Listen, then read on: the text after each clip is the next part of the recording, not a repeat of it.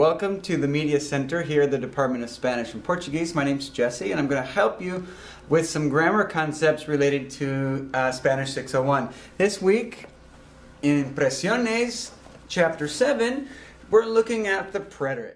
So now we're moving to the past in Spanish to talk about what you did yesterday, last weekend. Maybe you saw an accident and you could lay out the scene of the event. In la gramática, estrategias. See ahí in page 237. It gives you a couple examples and you can read that over, but things like Pedro attended class, took notes, then what did he do? He went to the library, studied for 2 hours, went home, watched TV.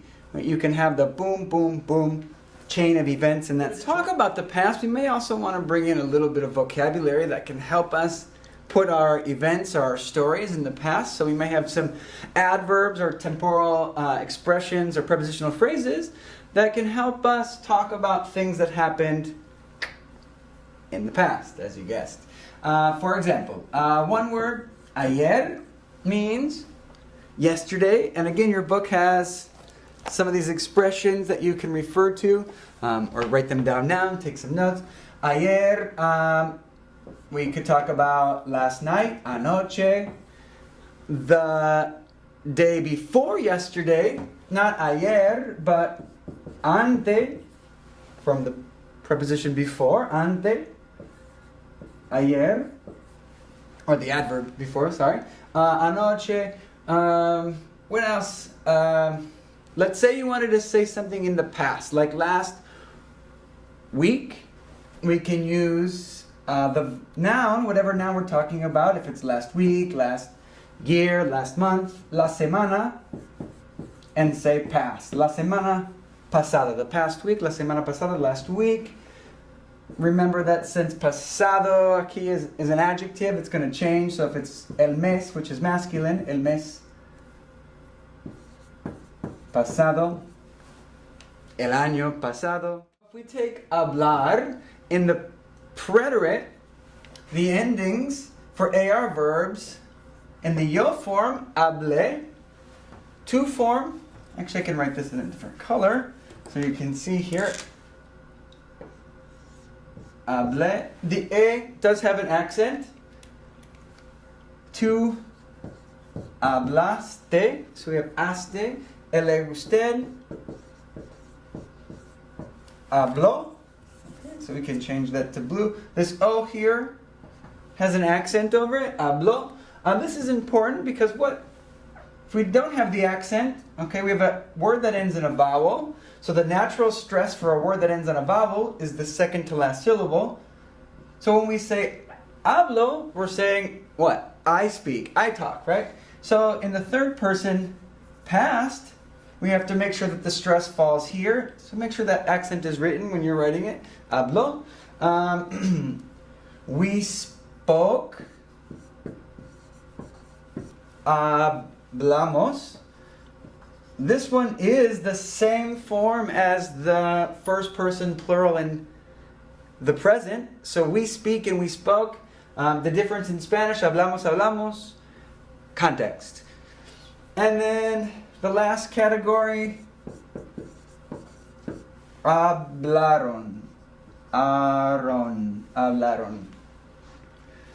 ER and IR verbs we can go ahead and just group together. Something like, we'll just take comer, for example.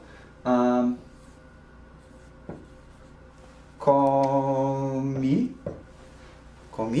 This same thing for an IR verb. Vivir, to live, viví. Comiste, again, viviste. Usted comió, you ate, maybe yesterday you ate, comió. Put that in blue, let's make it stand out. IO here. An IR verb, vivió. Somebody lived for 15 years, no sé, or 20 years, or so many years, in maybe a certain place. Vivió tantos años en un país. We ate, comimos. Here in blue, comimos.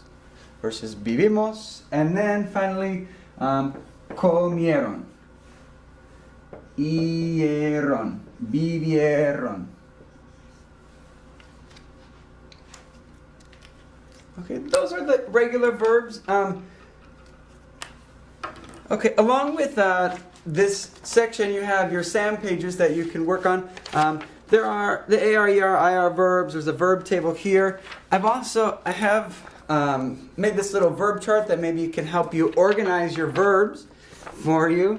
And if we look at the Preterit ones, I've picked out the verbs from the first 6 chapters that are already in your vocabulary list, so you can start looking at them and categorizing them according to where they fall. So first you could open up that chart and you could write in a couple of regular verbs, try an AR, ER, and IR verb, and then fill in the conjugations. It may also help to use the verb in a context while you're writing them.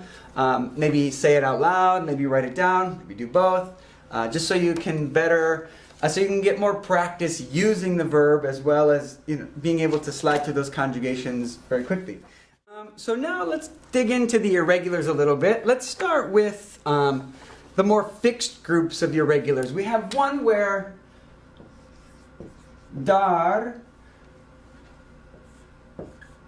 and ver almost have the same forms. So our verb dar, to give, and ver, to see, form with E, no accents on these two verbs. So di, diste, dio, dimos, dieron, versus ver, just instead of the di, replace that with vi. Vi, viste, vio, vimos, vieron. So we gave, we saw. And similar to that, ser and ir, the verb to go, ir, and to be, like in more permanent context, ser, has the exact same conjugation. So, forms of fui. Fui, fuiste, fue, fuimos, fueron. The next group of irregulars that we talk about, or that you see on your sheet, are verbs that end in car, gar, or zar. For example, these verbs are verbs with spelling changes. So in the yo form, we're going to have to be a little careful here. So a verb like buscar that ends in car, in the yo form, it would be just an E because it's an AR verb, but when a C comes before an E, it makes the soft sound, bus. So we don't want that. We want the K sound, so we need to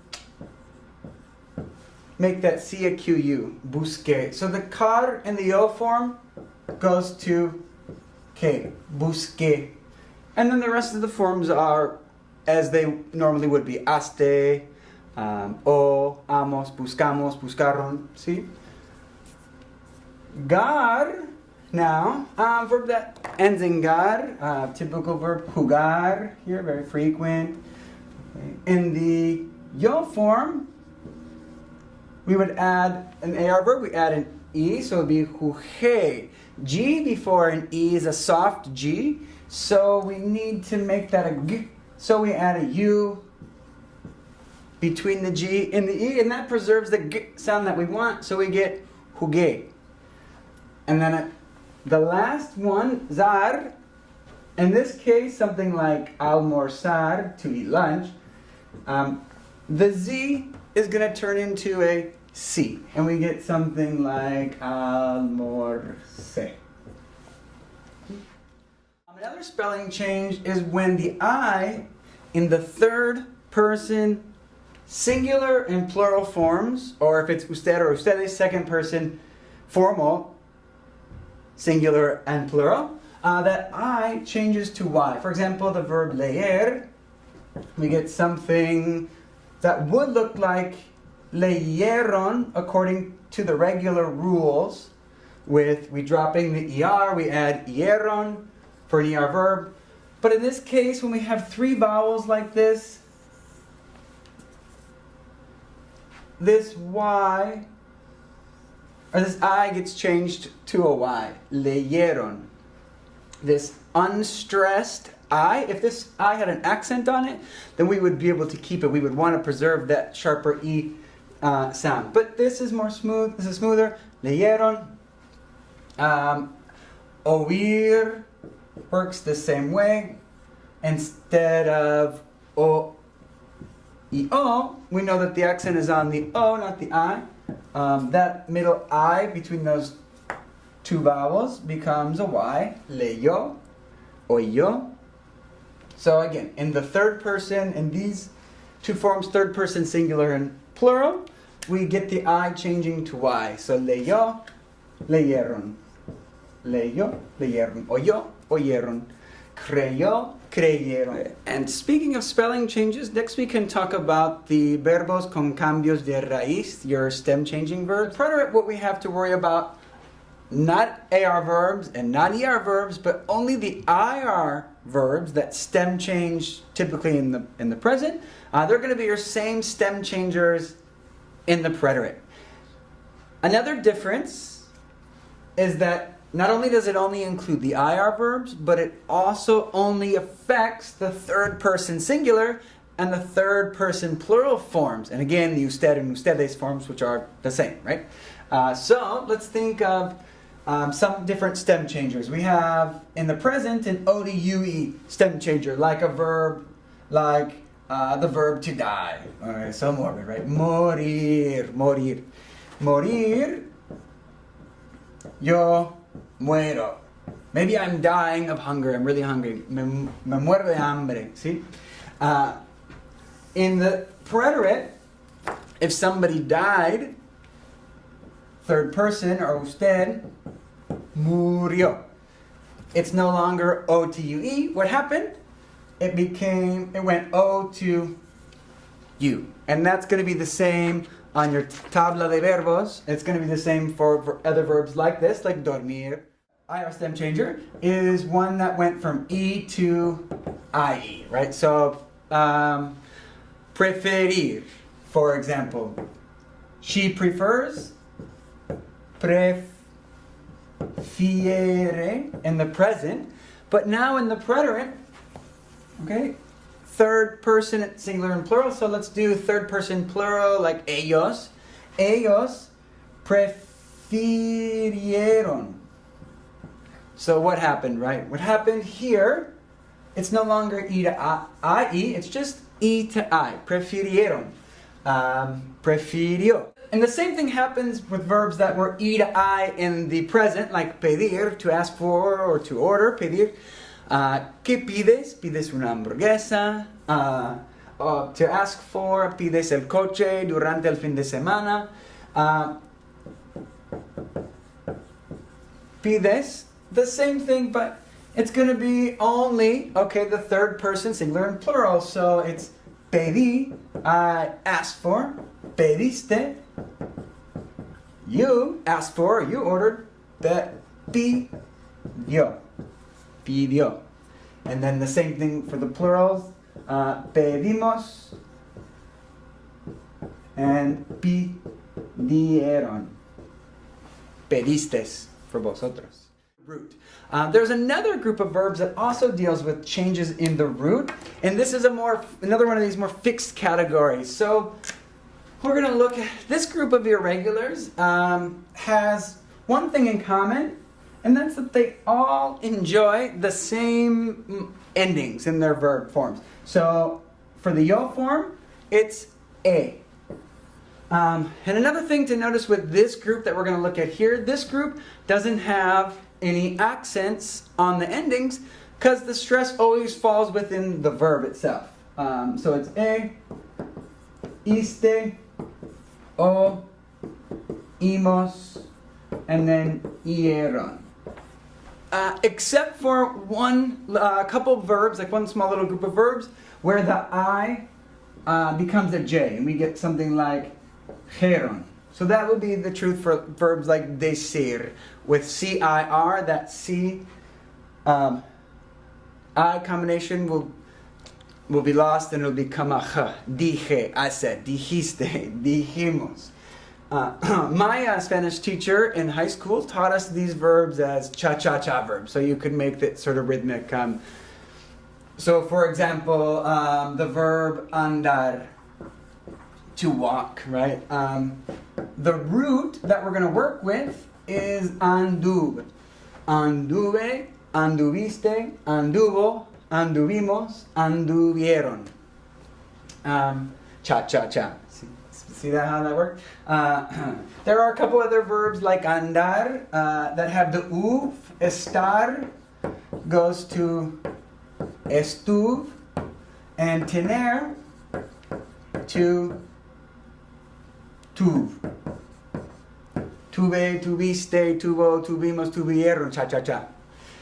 Right? Okay. So, so verbs like tener, I want to mention too, that that are often like a root word for another verb, like obtener. If you can recognize that root word in there, then you can see how to form it, and then it'll form like tener. So obtener, I obtained something, I got something. Obtuve, obtuviste, obtuvo, obtuvimos, obtuvieron. Cha cha cha. Okay. So then beyond the u verbs, and all these are listed on the sheet. The document that I posted with this video, estar, tener, haber. The root for haber, we're going to group that with poder and poner. Now, I separated poner and ponerse just so you remember that reflexives sometimes have a slightly different meaning. So poner, to put or place or set. With ponerse, okay, ponerse is usually when you're putting something on, like an article of clothing. Me pongo la ropa. And let's see, we'll include in this group also saber and caber. So we have to fit, caber, which won't be used that often, and that's okay. Saber, to know, as in facts or information or how to do something. Poner, to put, place, or set. Poder, to be able to or can. And then haber, it's your verb I, right? There is or there are. It also has another use as in the perfect tenses, like I have done something, I had done something, which you'll get a little bit later. So the forms of haber work with ub. And you'll see the category here that I'm grouping together. It's kind of other things, sort of like tuv, but maybe with different endings. Poder, pud. Poner, pus. Saber, soup. Caber, coop. You know, and I've seen people come up with cute little rhymes and such, or stories that help them remember what the irregulars are in their preterit. Like, I put a cup of soup in something, and da da da da, and you create a story along with it, and it may help you interact with the material a little bit better, and then remember it in the end. So these are the u's. Pude, pudiste, and in chapter 8, we'll start to look also at verbs that change meaning in the preterit, that are different when we use them in the preterite and the imperfect. We'll talk about that later. Another group here are ones that go to I, like hacer to is. So the middle vowel becomes an I.